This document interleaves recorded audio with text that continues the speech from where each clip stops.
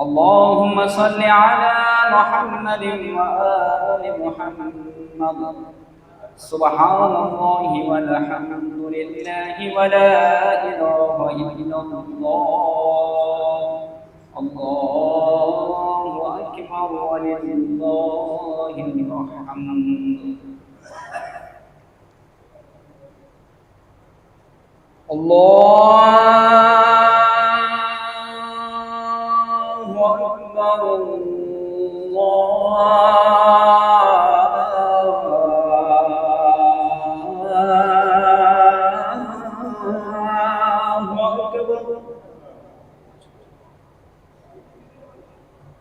الله أكبر.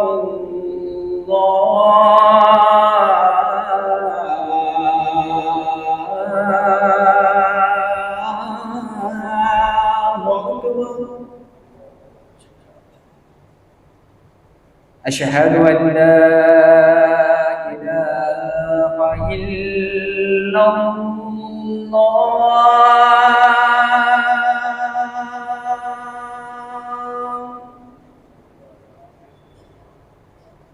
أشهد أن لا إله إلا الله.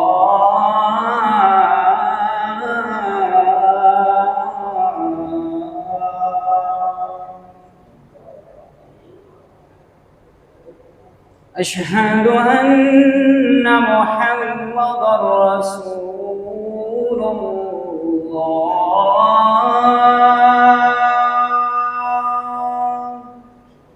صلى الله عليه وسلم.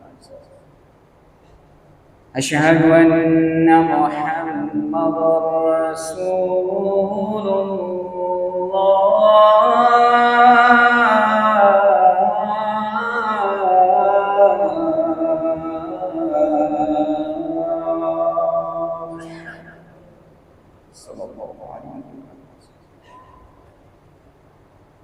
أشهد أن علي ولي الله.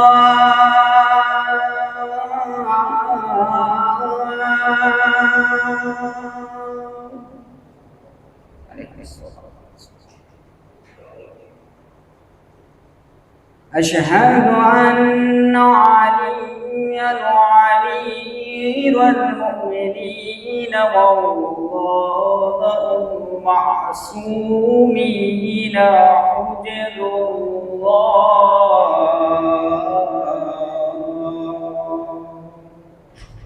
صلوات الله وسلامه عليه أجمعين. حي على الصلاة.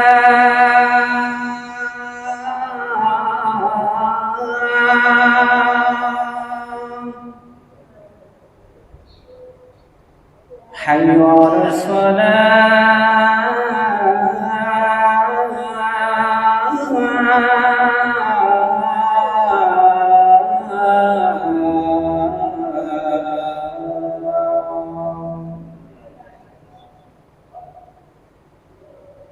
حي على الفلاح.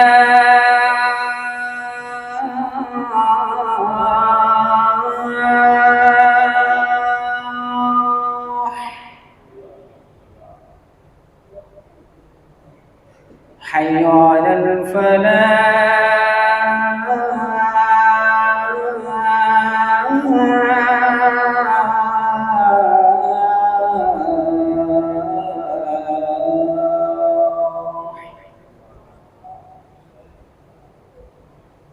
حي على خير العمر. حي على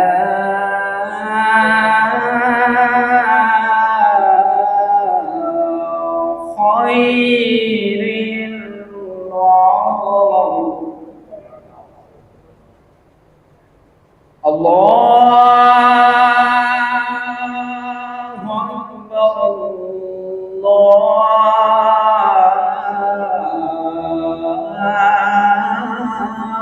أكبر.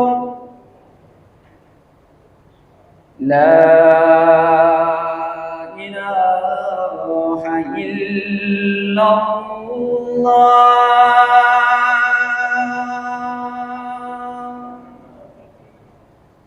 لا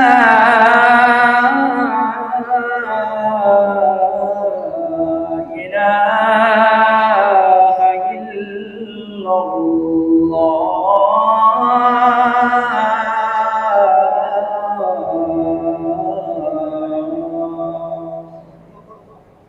بسم الله الرحمن الرحيم. اللهم اجعل قلبي نورا وعيشي نارا وعملي صارا ورزقي دارا وأولادي أبرارا واجعلني عند قبر نبيك محمد صلى الله عليه وآله وسلم مستقرا وقرارا برحمتك يا أرحم الراحمين. حدوث الأشياء ويبقى بعد فناء الأشياء تفرد بالأولية والقدم ووصم كل شيء ما عداه بالفناء والعدم كما قال عز شأنه كل شأن هالك إلا وجهه وكل نفس ذائقة الموت وقال كل من عليها فان ويبقى وجه ربك ذو الجلال والإكرام. سبحان والله يخفى عليه اختلاف النيات ولا يعزب عنه معاصي العباد في خلوات. سبحان الله الذي منه خلقة العباد وإليه المعاد. فمن يعمل مثقال ذرة خيرا يراه ومن يعمل مثقال ذرة شرا يراه. نشهد أن لا إله إلا هو الملك الذي لا ينازع في ملكه ولا يضاد في حكمه يعذب من يشاء بما يشاء كيف يشاء ويرحم من يشاء بما يشاء كيف يشاء. تعظيم المسيء عدل وعفو تفضل. ونشهد أن محمدا سيد المرسلين وخير المبشرين والمنذرين صلى الله عليه وآله الهداة المهديين.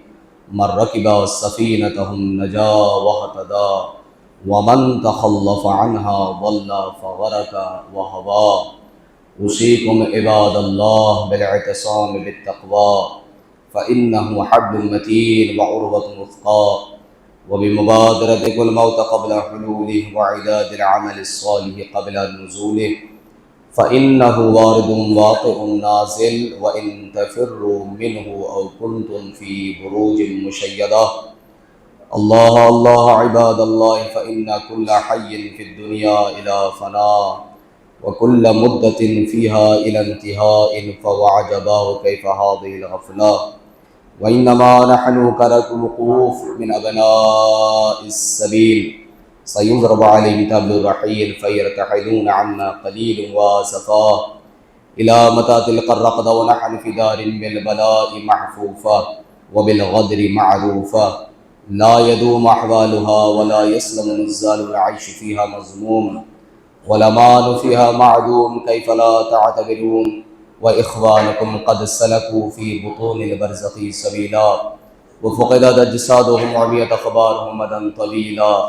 جيران لا يتانسون وأحباء لا يتزاورون وغربتاه من بيت وحدتنا ومنزل وحشتنا ومحط حفرتنا ومفرط غربتنا ومصيبتا وما أسرى الطلب وأبعاد السفر وقل الزاد وأنفسا إذا أسلم من الأحباء إلى الملائكة الغلاظ الشداد وحزنا إذا انقطع ذكرنا عن خواطر الأحباء والأقرباء وأكلت الديدان محاسننا وتصرمت الأعضاء فليبكي الباكون قبل أن لا ينفع البكاء وليستغفرن عن الخطيئات التي تحول بين الأمهات والآباء إن أحسن الحديث. بسم الله الرحمن الرحيم.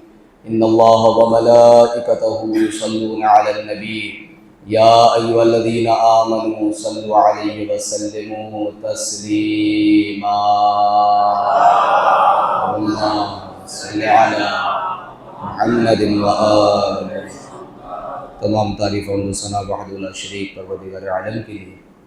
درود و سلام حضرت محمد مصطفیٰ صلی اللہ علیہ وسلم اور اہل بیت اطہار علیہ الصلوۃ والسلام پر. مومنین اکرام، السلام علیکم ورحمۃ اللہ وبرکاتہ۔ عزیز و رحیم پروردگار، اس ذات وحدہ لا شریک کا بے انتہا شکر ہے جس نے اپنی قدرت کاملہ سے ہماری خلقت، ہماری ساخت اور پھر اس دنیا میں ہماری شناخت کو بنایا ہے۔ وہ پروردگار جو ہر اعتبار سے قوی ہے، بے نیاز ہے، جس کے صفات اور ذات میں کوئی فرق نہیں ہے، تمام تر صفت حسنہ بلکہ خالق صفات اور خالق نیکی بھی وہی ہے۔ پروردگار عالم نے ہماری خلقت اور ہماری زندگی کے معیار کو خلقت کے بعد جس معیار کے مطابق بسر کرنے کا حکم فرمایا، وہ معیار تقویٰ ہے، جس کے لیے آپ سبھی کی خدمت میں ابتدا میں اپنی ذات کو، آپ سب کو تقوی الہی کی وصیت اور نصیحت کرتا ہوں، اور بارگاہ الہی میں دعا گو ہیں کہ ہم سب کو پروردگار عالم زیر تقوی زندگی بسر کرنے کی توفیق عنایت فرمائے۔ ماہ مبارک رمضان اپنے آخری ایام میں ہے اور اختتامی منزل پر پہنچ چکا ہے۔ پہلا عشرہ رحمت، برکت، اور اب عشرہ مغفرت یعنی جہنم سے آزادی کا یہ آخری عشرہ کہ جس میں ہمیں اور آپ کو ہر صورت میں اللہ رب العالمین کی بارگاہ میں یہ قبول کروا لینا ہے کہ اللہ ہمیں جہنم سے آزادی عنایت فرمائے، اور اس کے لیے جو مختصر بھی وقت ہمارے پاس اب موجود ہے ماہ رمضان کے، یہ مختصر وقت بھی ہمارے لیے کارگر اور کامیاب ہو سکتا ہے۔ یہ ایام ماہ مبارک رمضان کے 27 تاریخ، اس کے بعد بھی 25، 27 اور 29، اس سے پہلے جو تاریخیں گزری ہیں 19، 21 اور 23، اس کے علاوہ 14 اور 15 اور بھی چند روایات کے مطابق دیکھیں تو ماہ رمضان ایک مکمل جو اللہ کا محبوب ترین مہینہ ہے، لیکن اس پورے مہینے میں بھی چند ایام ایسے ہیں کہ جس میں اللہ رب العالمین نے دعا کی قبولیت کے لیے خصوصی اعلان فرمایا ہے۔ لیکن چونکہ آج یوم القدس بھی ہے اور جمعۃ الوداع بھی ہے، آخری جمعہ ہے، الوداعی جمعہ، اس کے علاوہ یوم القدس بھی ہے، باتیں بہت ساری کرنی ہیں لیکن اتنا وقت کہاں رہتا ہے کہ ساری باتیں آپ کی خدمت میں کی جائیں۔ چند باتیں ہر طرف اشارہ دیتے ہوئے میں خطبے کو تمام کروں گا۔ عزیزان گرامی قدر، ماہ مبارک رمضان جو پروردگار عالم نے قرآن مجید کے اندر مختلف آیات میں یہ بیان فرمایا ہے کہ روزہ ایک کورس ہے۔ ماہ رمضان پورا مہینہ تربیت کا مہینہ ہے، یعنی روزے کے ذریعے سے جو کچھ میں حاصل ہوگا وہ صرف بھوک و پیاس ہی فقط نہیں، روزہ تمہارے کردار کو ٹھیک کرے گا، روزہ تمہارے اندر غریبوں، مساکین و یتیم کے لیے ہمدردی پیدا کرے گا، روزہ تمہاری نفسانی، جسمانی، روحانی، زبان، آنکھ، کان، ہر چیز کے اوپر کنٹرول کرنا سکھائے گا۔ روزہ جس کے ذریعے سے قربت الہی کی ایسی پریکٹس ہو جاتی ہے کہ انسان ہر قدم پہ زندگی بھر یہ سوچتا رہے گا، اگر ماہ رمضان سے صحیح فائدہ لیا تو ہر قدم پہ یہی سوچتا رہے گا کہ کیا حلال ہے، کیا حرام ہے، کہیں میرا رب اس سے راضی ہے یا نہیں، کہیں اس سے ناراض تو نہیں ہے۔ یعنی ماہ رمضان ایک مکمل کورس ہے جس کے ذریعے سے انسان کو تمام تر صفات حسنہ جو چاہیے، جسے اسلام نے تاکید کی ہے، وہ انسان اپنے اندر پیدا کر سکتا ہے۔ اور سب سے بڑی چیز جو قرآن مجید نے فلسفہ روزہ کو بیان کیا، لعلکم تتقون، تاکہ تم تقوی حاصل کر سکو، یعنی ماہ مبارک رمضان کا جو ایک نتیجہ قرآن نے بیان کیا وہ یہ ہے کہ تمہارے اندر تقوی پیدا ہو جائے۔ لیکن جب تقوی انسان کے اندر، اب ظاہر سی بات ہے 26-27 روزے گزارنے کے بعد بھی انسان کے اندر تقوی پیدا نہ ہو تو پھر میری وہ مثال آپ کو یاد ہے، شاید پہلے یا دوسرے جمعے میں آپ کی خدمت میں نے عرض کیا تھا کہ شیطان اگر نبی کریم کے حدیث کے مطابق شیطان کو بند کر دیا جاتا ہے، ماہ رمضان میں زنجیریں پہنا دی جاتی ہیں، جکڑ دیا جاتا ہے، تو پھر اس کے بعد بھی انسان شیطانی حرکتیں کرتا کیسے ہے، انسانوں سے شیطانی افعال انجام کیسے پاتے ہیں؟ تو اس کی بہت آسان فہم مثال آپ کی خدمت میں عرض کیا تھا میں نے کہ جس طریقے سے وہ بچوں کا کھلونا کہ جس کے اندر چابی بھر دی جائے اور چابی بھرنے کے بعد چھوڑ دیا جائے تو جتنا اسپرنگ اس کا گھما ہوا ہوتا ہے اتنی دیر تک وہ گاڑی چلتی رہتی ہے۔ اگر اس کا اسپرنگ زیادہ مضبوط ہے اور زیادہ چکر اس کا لگوا دیا آپ نے تو وہ لمبے ٹائم تک چل سکتا ہے، کم گھمایا گیا تو کم دیر تک وہ گاڑی چلتی رہے گی۔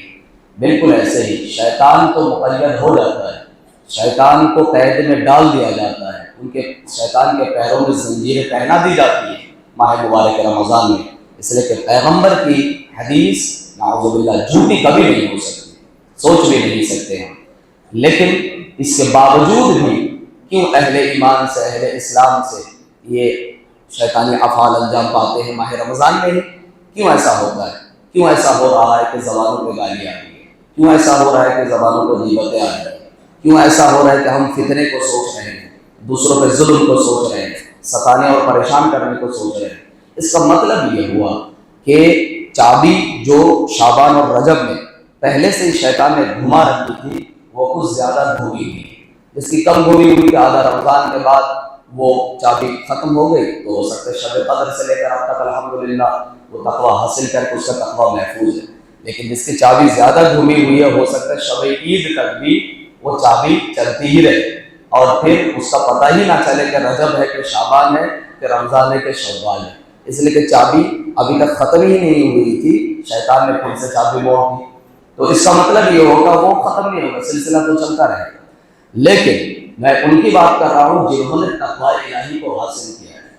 اب اس تقویٰ کو حاصل کرنا تو کافی نہیں، جیسے قرآن بار بار میں مجلسوں میں خطبات میں ہمیشہ اس آیت کی تلاوت کرتا ہوں کہ وَلَا تَمُوتُنَّ إِلَّا وَأَنْتُمْ مُسْلِمُونَ، جب مرنا تو حالت اسلام میں مرنا۔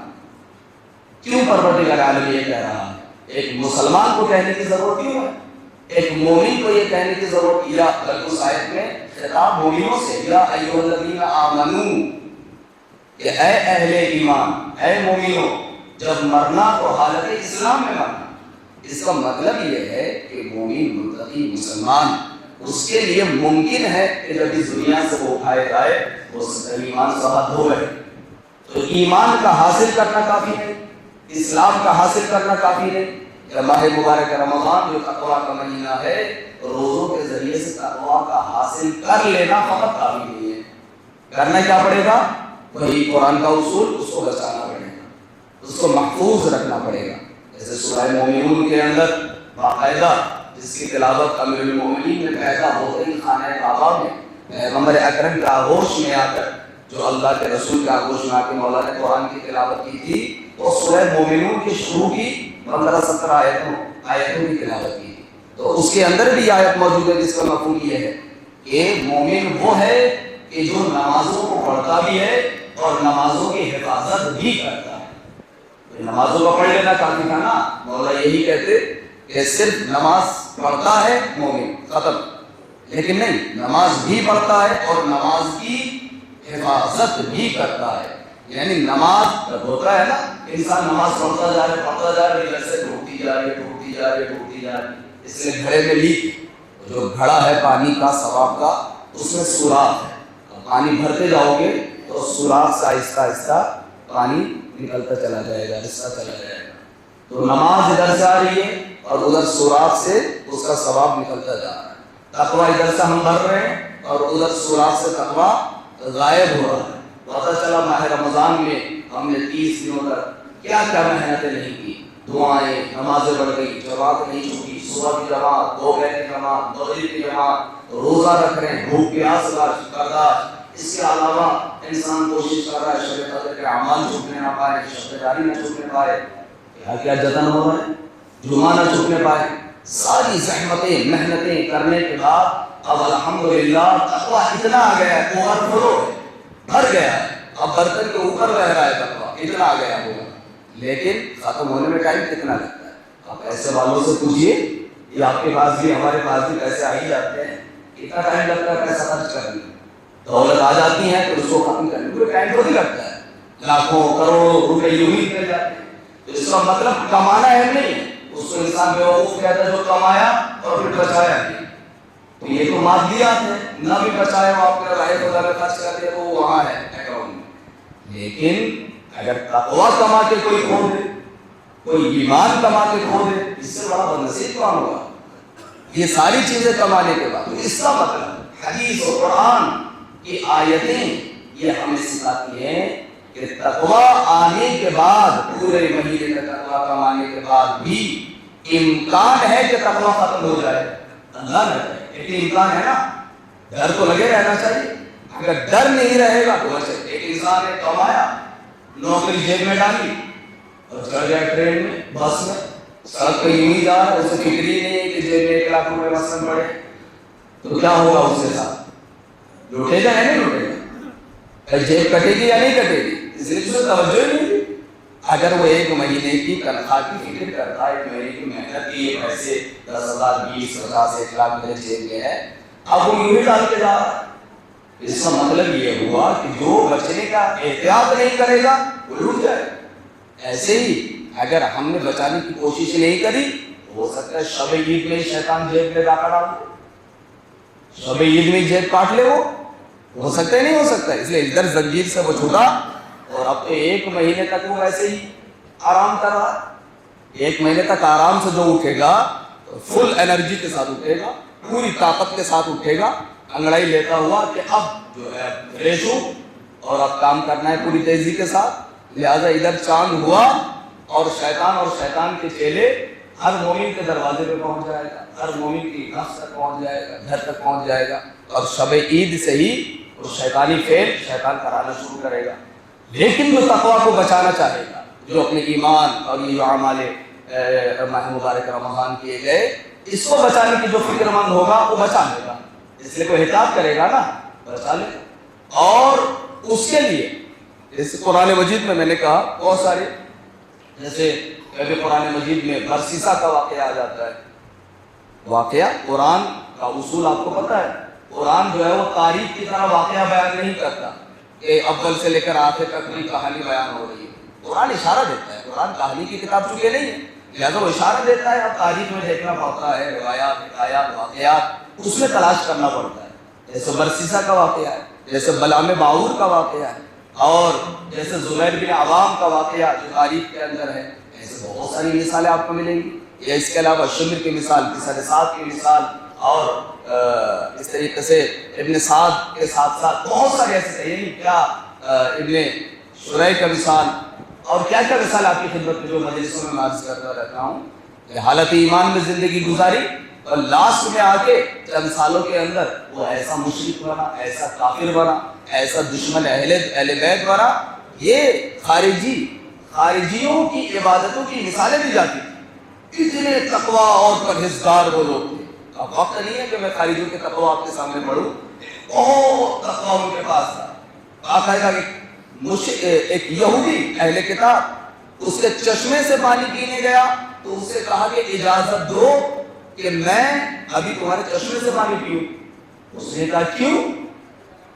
یہ پوچھنے کی کیا ضرورت پڑی؟ کہا کہ چشمہ تمہارا ہے، یہ پانی کا اختیار تمہارے پاس ہے، تو اجازت تو مجھے چاہیے نا۔ یہ خارجی کا تقویٰ ہے۔ اس نے کہا تعجب کی بات ہے، ابھی ہم نے اپنی آنکھوں سے دیکھا تم نے ایک مرد کو مارا، ایک عورت کو قتل کیا، اس عورت کے پیٹ کے بچے کو چھڑا مار کے نکال کے ذبح کیا، اور اس کے بعد پانی پینے کے لیے ہم سے پوچھ رہے ہو کہ اجازت دے دو۔ یہ کیسا تقویٰ ہے؟ جیسے امام حسین کو قتل کرنے کے بعد اس زمانے کے قاضی سے پوچھا جا رہا ہے کہ مچھر کا خون نجیس ہے یا پاک؟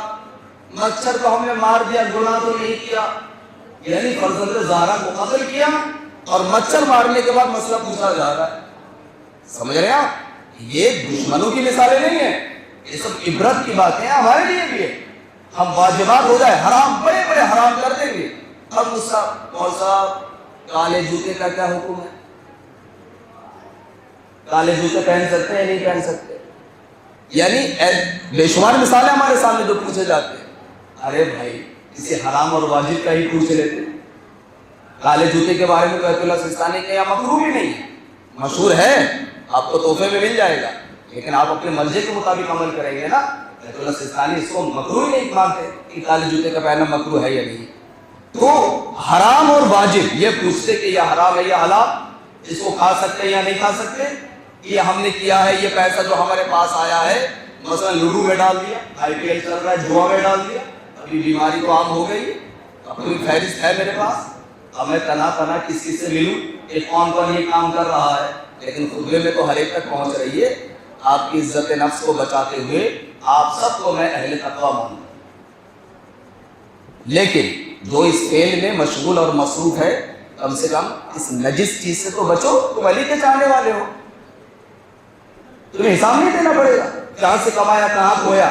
یہ جوا، یہ لاٹری، یہ لڈو میں پیسے ڈالنا، یہ IPL وغیرہ میں جوا لگانا، یہ سب حرام ہے، گناہ ہے کبیرہ، اس سے منع کیا گیا. آپ غلط سے کام کر رہے ہو، حرام ہے، اس سے بچو اور اس سے اپنے آنے والی نسلوں کو بچاؤ. اور جو یہاں بڑے بھائی جن کے بڑے بھائی باپ جو ذمہ داران بیٹھے ہیں، اگر اپنے بچوں پر کچھ کام کرنا ہے تو ان بری عادتوں سے بچاؤ. ہو سکتا ہے تمہارے بچے کچھ واجب چیزیں چھوڑ دیں، انشاءاللہ آگے جا کے توفیق حاصل ہو جائے گی، اس کی بھی تربیت کرو تاکہ توفیق مل جائے. لیکن اگر ان بری عادتوں میں لگ گیا تو بعد میں نماز اور روزہ بھی شروع کرے گا تو اسے یہ بیماری بھی نہیں ہٹے گی.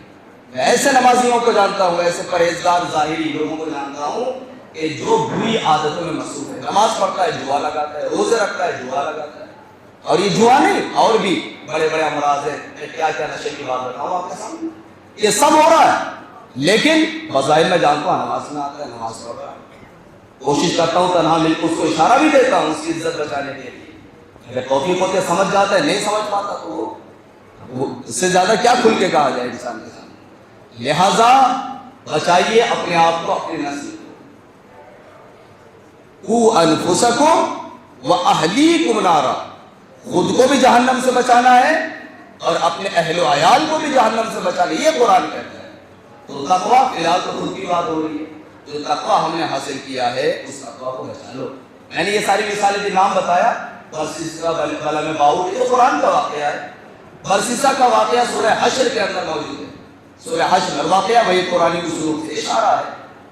برسیسہ ایک دفعہ آپ کی خدمت میں 5-7 منٹ اور گفتگو کروں گا. برسیسہ کے بارے میں نتیجہ لینا ہے کہ تقویٰ بچانا ہے. اس لیے کہ برسیسہ دیکھیے ہمارے یہاں علماء کی ایک فہرست ہے، وہ علماء جو زندگی بھر کبھی حرام کام نہیں کیا. کچھ علماء کی فہرست ہمارے یہاں موجود ہے جنہوں نے حرام نہیں، زندگی بھر کوئی مکروہ کام تک نہیں کیا. ایسے علماء کی بڑی لمبی فہرست ہے ہمارے پاس موجود ہے، واقعی موجود ہے. آپ کہیں تو ہم گنوا سکتے ہیں بات، ایسے موجود ہے. اسی طریقے سے ایک فہرست ہے جس میں ان افراد کا ذکر ہے جو مستجاب الدعوات، جن کی دعائیں اللہ کی بارگاہ میں ادھر ہاتھ اٹھایا اللہ نے سن لیا. ایسے بھی افراد گزرے. ان میں سے ایک نام آتا ہے برسیسہ کا. کبھی تفصیلی واقعہ میں نے پڑھا، میں اشارہ دے رہا ہوں صاد سے، برسیسہ. یہ قرآن سورہ حشر کی آخری آیت پڑھیے گا. خود اس کے بارے میں قرآن میں، وہ بلم باؤر ہے جس کو قرآن نے کتا کہا ہے، بلم باؤر کو قرآن کتے جیسی صفت ہے بلم باؤر کے اندر، جو زمانے کے نبی کے مقابل میں کھڑے ہو کے بد دعا کرنے لگا اور پھر اس کی حالت یہ ہوگی کہ کتا جیسا بھونکنے لگا، جو قرآن کہتا ہے. اور یہ برسیسہ جو آخر میں شیطان کے چنگل میں پھنسا. اور وہ کیسے پھنسا؟ یہ بہت عبادت گزار، ہاتھ اٹھاتا تھا، دعائیں قبول ہو جاتی تھی. جب ایسا انسان ہوتا ہے تو کیا ہوتا ہے؟ انسان ہر کوئی پریشان ہے، بال بچوں کو لے کر، اپنے بچوں کو لے کر. تو ایسے ہی 2 بھائی کی ایک بہن، 2 بھائی کی ایک بہن بنی اسرائیل میں پریشان. ہمارے یہاں بھی روایت ہے، اہل سنت کے یہاں بھی موجود ہے. ہمارے یہاں چھٹے امام سے منسوب ہے، صلوات پڑھ لے محمد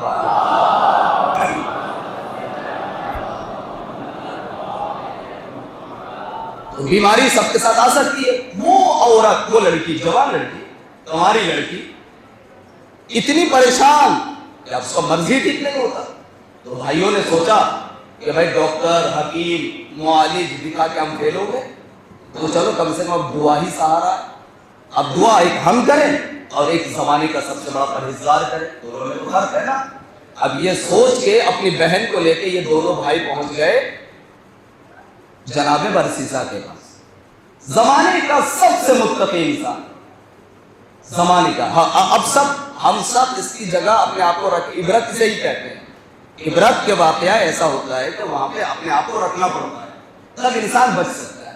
اب برسیسا کے پاس لے آئے اور برسیسا کے پاس آ کے کہا یہ میری بہن کا نشان ہے۔ برسیسا نے کہا دور دور دور ہٹاؤ، نامحرموں سے ہمارا کیا تعلق ہے، ارے لے جاؤ میں دعا کر دوں گا۔ انہوں نے ہاتھ جوڑ دیے، بڑا اثر و رسوخ والا گھرانہ تھا، بڑے ہاتھ جوڑے، کہا کہ ایسا کرے نہیں، بہن ہے پریشان ہے، بس اس کے لیے آپ دعا بھی کرے، 2-4 دن اپنے پاس رکھ لیں، ہو سکتا ہے ہم اپنے اعتبار سے کہیں جھاڑ پھونک دعا تعویذ کی ضرورت پڑتی رہے تو ہو سکتا ہے یہ جلدی کور ہو جائے، ٹھیک ہو جائے۔ اس نے کہا ایسا ہے ہم تو نہیں دیکھتے اس کو، جاؤ میرا عبادت خانہ بہت بڑا ہے، عبادت خانے کے کونے میں ڈال دو، ہمیں پتہ نہیں اس کے بارے میں، پورا ڈال دو۔ اور وہ اپنی بہن کو لے کے وہاں چھوڑ دیا اور کہا کہ میں نے اپنی بہن کو چھوڑ دیا، کہیں ایسا نہ ہو کہ ہم چلے جائیں اور بہن بھی چلی جائے اور آپ اس کو بھول جائے، دعا نہ کرے، کم سے کم سامنے رہے تو آپ کو یاد تو رہے گا کہ اس کے لیے دعا کرنی ہے۔ لہٰذا وہ چھوڑ کے وہ بڑے بھروسے میں وہ دونوں بھائی نکل گئے گھر۔ اب بہن یہاں موجود ہے، وہ اپنے کاروبار میں مصروف ہے۔ اب یہ جو ہے متقی انسان، نامحرم سے کیا تعلق، لیکن وہی جو امام فرماتے ہیں خبردار چھوٹے گناہوں سے بچو۔ ہو سکتا ہے بہت ساری، آیت اللہ سیستانی نے یہ نامحرموں کے ساتھ چیٹنگ میسج یہ سب حرام کیوں قرار دیا؟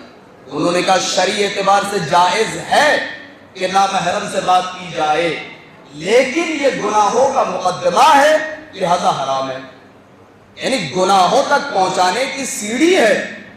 ابھی بات کرو گے دین بتاؤ گے، بہن مجلس ہو رہی ہے آئے نہیں، یا وہ کہے بھائی میرے مجلس کیا خوبصورت مجلس ہوئی، یہ دیکھو میں کلپ بھیجتی ہوں اور یہ وہ، اور باتیں اس طریقے سے شروع ہوتی ہیں۔ پہلے دین کی باتیں ہوں گی، مسائل کی باتیں ہوں گی، قرآن کی باتیں ہوں گی، اور پھر قدم آگے بڑھے گا اور پھر گناہ تک پہنچے گا۔ یہ برسیسا قرآن بتا رہے یہی ہوا برسیسا کے ساتھ۔ برسیسا نے کہا ٹھیک ہے، اب اس کے لیے وہ برسیسا نے دعائیں کی۔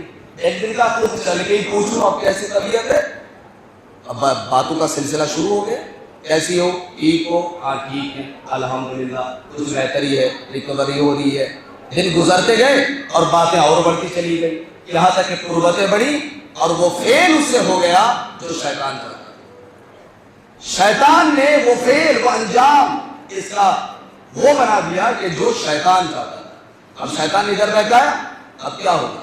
زمانے کا متقی انسان اور پکڑا گیا ایسے فعل میں، تو اب بتائیے اس کی کیا عالم ہوگا، بے شرمی کا کیا عالم ہو۔ اس نے کہا بھائی آپ کیسے منہ دکھائیں دنیا کو، اس کے بھائی آ گئے تو ہم کیا جواب دیں گے؟ کھودا اسی عبادت خانے میں گڈھا اور اسی میں دفنا دیا، قتل کر دیا۔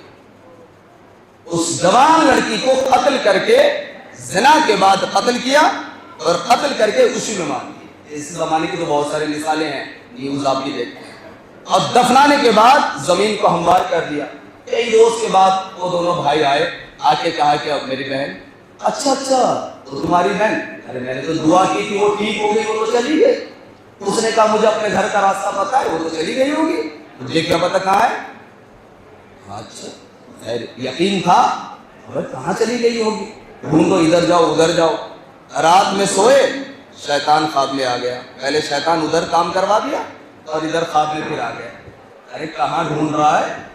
تیری بہن جا کے دیکھ عبادت خانے کے فلاں کونے میں دفن ہے۔ اٹھے، یقین نہیں ہوا، لیکن پھر بھی سوچا کہ نہیں چل کے دیکھتے تو ہیں، اب ہمت نہیں ہے، اس لیے کہ زمانے کا اتنا بڑا متقی انسان اور وہاں آ کے یہ کہے کہ ایسا ایسا ہوا، تو ایسے لوگ پکڑ کے پیٹ پہ مار دیں گے کہ تو کس کے اوپر الزام لگا رہے، بے وقوف ہے، جانتا ہی یہ کون ہے، مستجاب الدعوات آدمی ہے، متقی ہے۔ لہذا اب اثر و رسوخ والے لوگ تھے، لہذا بادشاہ کے ساتھ تعلق تھے، تو دونوں بھائی بادشاہ کے پاس گئے، سفارش لگوائی اور آ کے اسی جگہ قبر کو کھولی تو دیکھا وہ لاش وہی کے اندر، اسی کے اندر۔ اور کیا ہوا؟ یعنی سب سے پہلے شیطان نے دھوکہ دیا، وسوسے میں ڈالا، اس کے بعد زنا بڑا گناہ، اس کے بعد قتل اس سے بڑا گناہ، اور اس کے بعد امام فرماتے ہیں سب سے بڑا گناہ اسے یہ ہو گیا کہ آپ نے جھوٹ بولا، اس لیے کہ جرم کرنے کے بعد جو جھوٹ بولتا ہے امام کی نگاہ میں سب سے، اسی لیے معصوم سے پوچھا گیا آپ کا شیعہ قتل کر سکتا ہے؟ امام نے کچھ دیر سوچا، کہا ہاں یہ گناہ اس سے ہو سکتا ہے، اس کا مطلب یہ نہیں کرو، ہو سکتا ہے یہ گناہ ہو سکتا ہے۔ زنا کا ہے شیطان کے بہکانے سے بھی یہ بھی کر سکتا ہے۔ کیا آپ کا شیعہ جھوٹ بول سکتے ہیں؟ کہا خدا کی قسم میرا شیعہ جو ہوگا وہ کبھی جھوٹ نہیں بول سکتا۔ یعنی امام نے بتایا جھوٹ، زنا سے، قتل سے، یہ سب گناہ کبیرہ ہے، لیکن ان سب سے بڑا گناہ اگر کوئی ہے تو وہ جھوٹ ہے، جو انسان کو تباہ کر کے رکھ دیتی ہے۔ کہ آخر میں اگر یہ جھوٹ نہ بولتا تو کم سے کم ابھی بھی موقع تھا کہ یہ بچ جاتا، توبہ کر لیتا، کوئی تو موقع ہوتا۔ تو آخر میں کیا ہوا؟ اس کو پھانسی میں لٹکا دیا گیا۔ جب پھانسی میں لٹکایا جانے لگا تو شیطان پھر یہاں آ گیا۔ تو شیطان کا کام تو یہ ہوگا نا، ایک شیطان وہ جو دکھتا نہیں، اور ایک شیطان ہمارے معاشرے میں گھومتے ہیں، ادھر لگایا ادھر لگایا اور تماشا دیکھ رہے، لڑو، اور اس کو بھی بتا رہے مقدمے کیسے لڑنا ہے، اس کو بھی بتا رہے کیس کیا لگانا۔ یہ شیطان آنکھوں سے دیکھنے والے ایسے بہت شیطان نہیں، وہ شیطان اس نے بھی یہی کیا، یہاں کام کروایا، وہاں پہنچ گیا، پھر برسیسا کے پاس آیا، ایک کام کرو تم بچ جاؤ گے۔ کیا کرنا ہے؟ کہا بس تم مجھے سجدہ کر لو، مجھے خدا مان لو، سجدہ کر لو، میں بچا لوں گا، طریقے ہیں میرے پاس، طریقے کا ہی سہارا بہت ہوتا ہے، یہ تو شیطان ہے، یہ تو بچا ہی لے گا۔ تو کہا کہ ٹھیک ہے ایسا کر لوں گا۔ اور پھر قرآن یہ کہتا ہے، قرآن کی آیت کمثل الشیطان اذ قال للانسان کفر فلما کفر، شیطان نے کہا کفر اختیار کر، میرا سجدہ کر، تو اس نے فوراً کفر اختیار کیا۔ قاری کہتے ہیں شیطان کو سجدہ کیا، تو شیطان نے پھر کیا کہا؟ فلما کفر قال انی بریء منک انی اخاف اللہ رب العالمین۔ تو جیسے سجدہ کروا لیا اب ایمان سے بالکل ہاتھ دھو بیٹھا، کافر ہو گیا، اب کچھ نہیں بچا، اب جہنمی بن چکا ہے۔ اب شیطان مسکرا کے کہتا ہے ارے بے وقوف، میں خود خدا سے ڈرتا ہوں، میں تو تجھ سے بری ہوں، تجھ سے میرا کیا تعلق ہے، میں تو جا رہا ہوں۔ تو شیطان یہی کرتا ہے کہ پہلے دھوکہ دے گا اور لذیذ چیزوں کی طرف بڑھائے گا، پھر ایمان سے ہاتھ دھلوائے گا اور آپ میں کہے گا میرا اس میں کیا لینا دینا، سب تمہارا کیا دھرا۔ تو یہی تقویٰ، بس آخری گفتگو اور آخری جملہ، تقویٰ ماہ مبارک رمضان میں جو کچھ ہم نے حاصل کیا ہے وہ ہم بلم باعور یا اس طرح کے جو برسیسا کے واقعات سے ہم درس لے سکیں، عبرت لے سکیں۔ ہمارے پاس تقویٰ آ گیا، الحمدللہ آ گیا ہے، لیکن اس تقویٰ کو بچانا ہے، آخری لمحے میں کہیں شیطان ہم سے بھی اس تقویٰ کو چھین نہ لے۔ بسم اللہ الرحمن الرحیم، والعصر ان الانسان لفی خسر الا الذین آمنوا وعملوا الصالحات وتواصوا بالحق وتواصوا بالصبر۔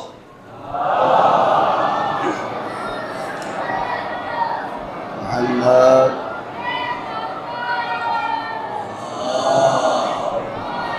صلی اللہ علیہ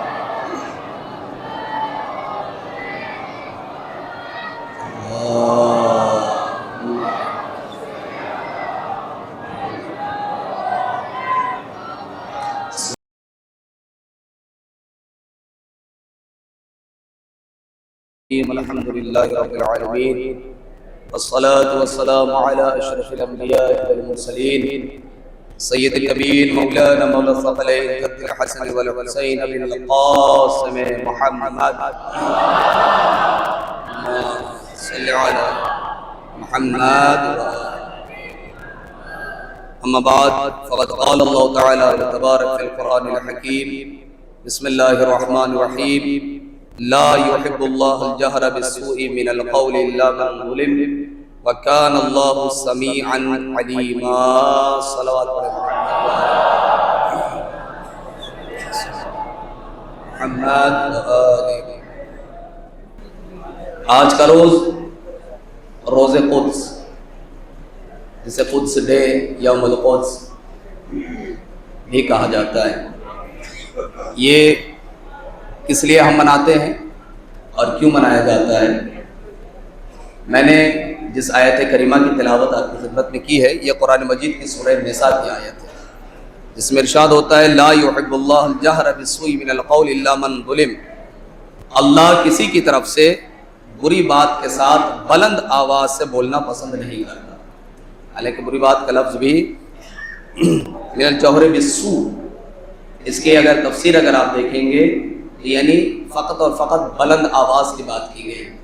بلند لہجے میں بلند بات احتجاج کے ذریعے سے بولنا اللہ پسند نہیں کرتا، سوائے یہ کہ جس کے اوپر ظلم ہوا ہو. اگر کسی کے اوپر ظلم ہوا ہے تو اس کو اختیار ہے کہ وہ بلند آواز سے بولے اور اپنے ظلم کو اپنی مظلومیت کو دوسروں کے سامنے بیان کرے. اور اسی طریقے سے اگر کسی کے اوپر ظلم ہوا ہے تو اس کی جانب سے دوسروں پر بھی یہ حق ہے کہ وہ بھی اس کی طرف سے آواز بلند کرے. آواز کو دبانے سے انسان کی انسانیت مر جاتی ہے، لیکن آواز کو بلند کرنے سے انسان کی غیرت زندہ رہتی ہے، اپنی بھی اور دوسروں کو بھی. قومی لیول پہ اگر کوئی ظلم ہو رہا ہو تو قومی لیول پہ آواز اٹھانی چاہیے، اور اگر عالمی اعتبار سے ظلم ہو رہا تو عالمی اعتبار سے ہمیں آواز بلند کرنی چاہیے. جب انسان تنہا پیستا ہے تو تنہا آواز اٹھاتا ہے، جب انسان کو بھیڑ کو پیسا جاتا ہے تو سب مل کے آواز اٹھانی چاہیے.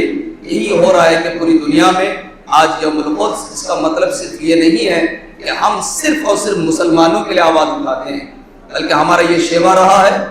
امیر المؤمنین نے جو نہج البلاغہ میں یہ ارشاد فرمایا ہے کہ جسے بڑا مشہور جملہ امام کا ہے کہ کن للظالم خصما وللمظلوم عونا، یہ بالکل معرکۃ العارہ جملہ ہے امام کا کہ ہر ظالم کا ساتھ تمہیں دینا ہے، ہر ظالم کے خلاف تمہیں بولنا ہے، اور ہر مظلوم کا ساتھ تمہیں دینا ہے. اس میں نہ مومن کی بات آئی نہ مسلمان کی بات آئی، اس میں انسان کی بات ہو رہی ہے. جو بھی مظلوم ہوگا اس کے لیے تمہیں آواز اٹھانا پڑے گا. یہی ایمان کی علامت ہے، یہی ایمان کی نشانی ہے. اس لیے کہ امیر المومنین نے جب یہ جملہ کہہ دیا تو ہر مومن کا یہ فریضہ ہوتا ہے. آج جو کچھ ظلم ہو رہا ہے، اس مختصر وقت میں کہ آپ کی خدمت میں عرض کروں، خبریں نیوز وغیرہ آپ سب دیکھتے ہی رہتے ہیں. یہ امام خمینی علیہ الرحمہ نے آج کے دن کو ماہ مبارک رمضان کے آخر جمعے کو یوم القدس کے نام سے جو موسوم کیا ہے اور منسوب کیا ہے، وہ تمام تر عالم اسلام میں جتنے بھی مظلوم پیسے جا رہے ہیں، اور خصوصاً مسلمان مظلوم، فلسطین کا مظلوم، آزادی قبلہ اول جسے مسجد الاقصی ہم کہتے ہیں، اس کی آزادی کے لیے آج کے دن کو مخصوص قرار دیا. اور ہم یہ دیکھتے ہیں کہ ان کے آواز پر لبیک کہنے والے صرف اور صرف شیعہ نہیں، بلکہ آپ کو شیعوں میں بھی ایسے مل جائیں گے جاہل جو یہ کہتے ہوئے نظر آئیں گے اس کی ضرورت کیا ہے، ایسی آواز بلند کرنے کا فائدہ کیا ہے. یہ تو لڑنے والی بات ہو گئی، یہ تو جھگڑنے والی بات ہو گئی. کہاں وہ کہاں ہم، وہ فلسطین میں رہتا ہم ہندوستان میں، ہم بھلا وہاں کے لیے آواز کیوں اٹھائے؟ ارے تم میں تو اتنی بھی طاقت نہیں ہے تم اپنے پڑوسی مظلوم کی آواز اٹھاؤ، اپنے گاؤں کے اپنے قوم کے لیے بھی تم آواز نہیں اٹھا سکتے ہو. اس کا مطلب تمہاری فطرت کے اندر کسی مظلوم کی ہمدردی نہیں ہے. یہ اعتراض جو کرتے ہیں جس کا مطلب یہ ہے فطری طور پر، یعنی اس نے اپنی فطرت پر ایسے نفس کو غالب کر لیا ہے کہ کسی بھی مظلوم کے خلاف، مظلوم کے لیے وہ آواز اٹھا ہی نہیں سکتا اور ظالم کے خلاف وہ بول ہی نہیں سکتا.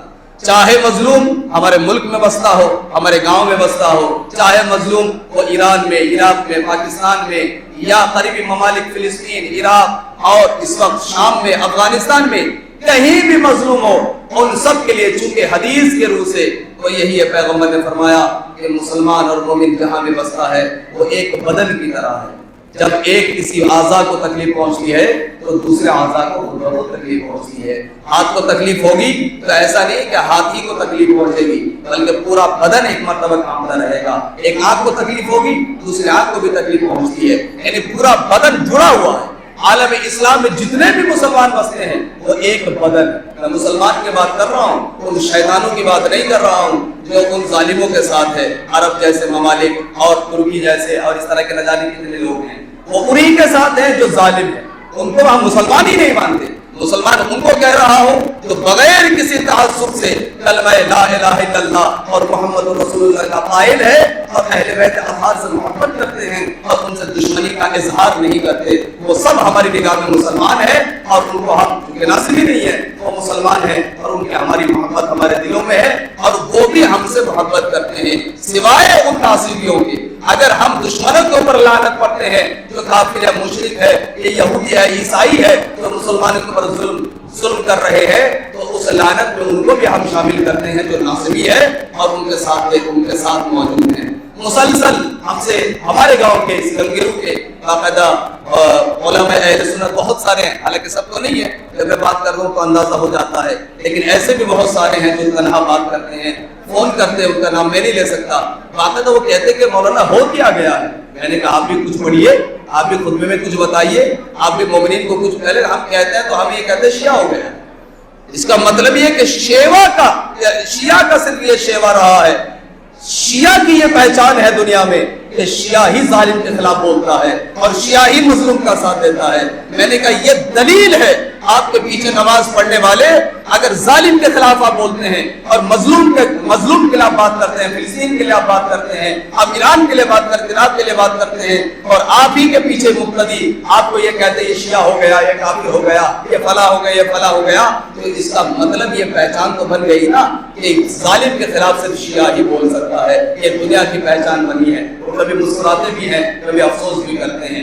یہ علماء ہے، اب باقاعدہ باشعور جو افراد، اسی بستی کی بتا رہا ہوں، باہر کا چھوڑیے، جو انٹرنیٹ وغیرہ پہ دیکھتے ہیں وہ چھوڑیے، اس بستی کے اندر ہم نے باشعور ایسے افراد اہل سنت کے اندر ہم نے دیکھے ہیں جو کہتے ہیں خدا کی قسم ہمیں کھانے کو دل نہیں کرتا، رات میں نیند نہیں آتی تب فلسطینیوں کے مظلوموں کے بارے میں سنتا ہوں۔ ایسے بھی ہے، لیکن اکثریت انہی افراد کی ہے چونکہ ایک لہر چل رہی ہے کہ شیعوں کے خلاف ہر وہ قدم جو اٹھے گا ان کا ساتھ دو، جس کی وجہ سے بہت سارے جاہل لوگ بھی مسجد، میں نے ابھی چند روز پہلے مختصر سی مجلس میں بتایا تھا، مسجد فضائل اہل بیت کا مقام، مسجد نبوی جو پہلی مسجد بنی تعمیر ہوئی اس میں صبح و شام امیر المومنین کے فضائل، اہل بیت اطہار حسنین کے فضائل، فاطمہ کے فضائل اور اہل بیت اطہار علیہ السلام کے فضائل پیغمبر صبح و شام بیان کرتے تھے، اور یہی مسجد اگر اہل بیت کے خلاف استعمال ہو تو پھر ہم ان کو بھی انہی لوگوں کے ساتھ لعنت میں شمار کرتے ہیں۔ ایسی بھی مسجد آپ کو گنگیرو میں مل جائے گی کہ جہاں مظلوم کے خلاف بولا جا رہا ہے اور ظالم کی ہمدردی دکھائی جا رہی ہے۔ اسرائیل کے لیے دعائیں کرتے ہیں، امریکہ کے لیے دعا کرتے ہیں، ارے تمہاری غیرتوں کو کیا ہو گیا، کچھ نہیں کر سکتے، کم سے کم خاموش بیٹھے، کہ تمہیں کیا ہو گیا کہ شیعہ دشمنی میں تم بھلا بیٹھے کہ کس کی بات ہو رہی ہے اور کسی کی گفتگو ہو رہی ہے۔ میرے عزیزوں، واقعاً یہ ہم سب کا شیوا رہا ہے، جب ہم دوسروں کے اوپر ظلم ہونا پسند نہیں کرتے تو یہ کیسے پسند کر لیں گے کہ ایک علی کے چاہنے والے کے اوپر ظلم ہو جائے۔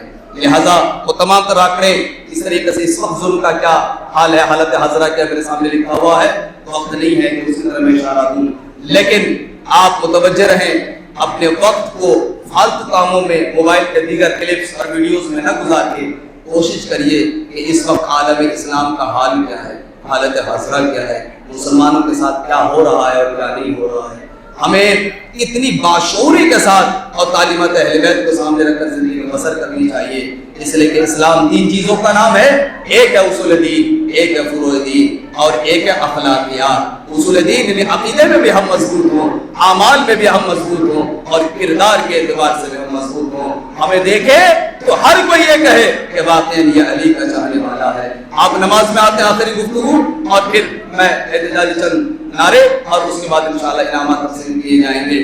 میرے عزیزوں، آپ مسجد میں آئے اور جب مسجد میں آپ تشریف لے آئے تو آپ باہر ہیں اور جماعت ہو رہی ہے، آپ باہر موجود ہیں، نماز شروع ہو گئی، اب آپ امام جماعت کو تو نہیں دیکھ رہے ہیں، لیکن امام جماعت کی کوئی حیثیت نہیں ہے امام معصوم کے سامنے، کوئی وقعت نہیں ہے امام معصوم کے سامنے، لیکن امام جماعت کے ذریعے سے آپ امام کو پہچان سکتے ہیں۔ آپ باہر سے آئے، جماعت ہو رہی ہے، بڑے غور سے سنیے گا، جماعت ہو رہی ہے، مسجد میں آپ بیٹھے ہیں، لیکن آپ کو پتا نہیں ہے کہ امام اس وقت رکوع میں ہے یا سجدے میں ہے، کیا کر رہے ہیں، لیکن آپ نے مجمع کو دیکھا، ہاں یہ مجمع رکوع میں جھکے ہوئے ہیں، تو اس کا مطلب امام کے رکوع میں ہوں گے۔ اچھا یہ سب سجدے میں ہے تو اس کا مطلب امام کو ہم دیکھ نہیں پا رہے ہیں، لیکن امام رکوع میں ہوں گے۔ اچھا یہ سب کھڑے ہیں تو اس کا مطلب قرات کے حالت میں ہے، یہ ہاتھوں کو اٹھائے ہوئے، اس کا مطلب سارے قنوت پڑھ رہے ہیں۔ آپ نے امام کو نہیں دیکھا، لیکن پیچھے رہنے والوں کو دیکھ کے آپ نے اندازہ لگا لیا کہ پیش امام اس وقت اس حالت میں ہے، اس کا مطلب پیچھے چلنے والوں کو دیکھ کر امام کے کردار اور سیرت کا اندازہ لگایا جا سکتا ہے۔ اگر ہم سب شیعہ ہیں تو ہمیں دیکھ کے دنیا پہچانتی ہے کہ اس کا امام کیسا ہوگا، ان کے علی کیسے ہوں گے، ان کے چھٹے امام افراد امام، ان کے تمام ائمہ کیسے ہوں گے۔ تمہاری حرکت، تمہاری سیرت، تمہاری کردار، تمہارا بول چال، تمہارا چلنا پھرنا تمہیں دیکھ کے، اسی لیے چھٹے امام نے فرمایا تھا شیعتنا کونوا لنا زینا ولا تکونوا علینا شیئا، کہ میرے شیعوں میرے لیے باعث زینت بننا، باعث ننگ و عار نہ بننا۔ تمہیں دیکھ کے ہر کوئی کہے اتنے اچھے شیعہ ہیں تو ان کے امام کتنے اچھے ہوں گے، کہ ایسا نہ ہو تمہاری بد کرداری کو دیکھ کے کہے کہ یہ جب اتنا بد کردار ہے تو نعوذ باللہ شاید ان کے امام بھی ایسے ہی ہوں گے، نعوذ باللہ۔ لہذا ہمارے لیے ضروری ہے کہ اگر ہم دوسروں کے لیے تبلیغ کے پہلو نکالتے ہیں، ہم دوسری قوموں کے اوپر انگلیاں اٹھاتے ہیں، تو اس سے پہلے ہم اپنے گریباں کو دیکھیں، اپنے آپ کو منظر رکھیں، صاف رکھیں، تاکہ تبلیغ ہمارے عملی طور پر خود بخود ہوتی رہے۔ آئیے آخر میں ان تمام تر دشمنوں کے لیے، ان تمام تر ظالموں کے لیے جو اس وقت چاہے کسی بھی مظلوم کے اوپر ظلم ڈھا رہے ہوں، اور خصوصاً قبلہ اول کے اوپر جو قبلہ اول پر جو قابض ہے، اور وہاں کے مسلمانوں کے لیے، وہاں کے مظلوموں کے لیے، خصوصاً اس وقت شام کے مسلمانوں کے لیے، یمن کے مسلمانوں کے لیے اور مظلوموں کے لیے ہم سب مل کے نعرہ بلند کرتے ہیں ان ظالموں کے خلاف، نعرہ تکبیر، نعرہ رسالت، نعرہ حیدری۔ یہی نعرہ آپ کا پہچان ہے، اس کو بلند آواز سے نعرہ حیدری، حیدری، حیدری، حسینیہ، حسینیہ، یزیدیہ، یزیدیہ، یزیدیہ، امریکہ مرد آباد، بلند ہاتھ کر کے بلند آواز سے امریکہ مرد آباد، اسرائیل مرد آباد، اسرائیل مرد آباد، اسرائیل مرد آباد، دشمنان اسلام مرد آباد، دشمنان اسلام مرد آباد، رہبر معظم زندہ باد، سیستانی زندہ باد، فلسطین زندہ باد، فلسطین زندہ باد، مسجد اقصی زندہ باد، قبلہ اول زندہ باد،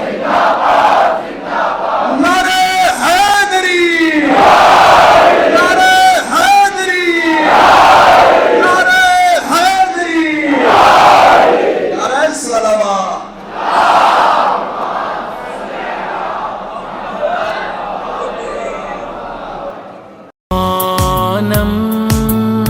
امام زمانم مہر و ماہم، امام زمانم مہر جانم، امام زمانم روح عالم۔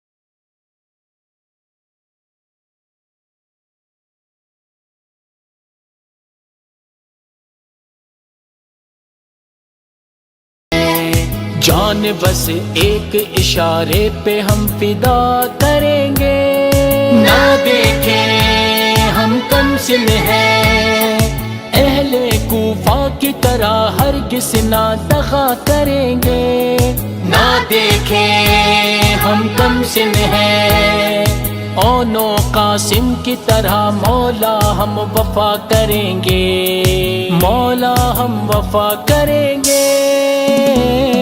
سلام فرمندے تیرے بھی رہبر ہو، بس یہ دعا کر دے، سلام فرمندے ہم کو شہادت کا جذبہ عطا کر دے، سلام فرمندے۔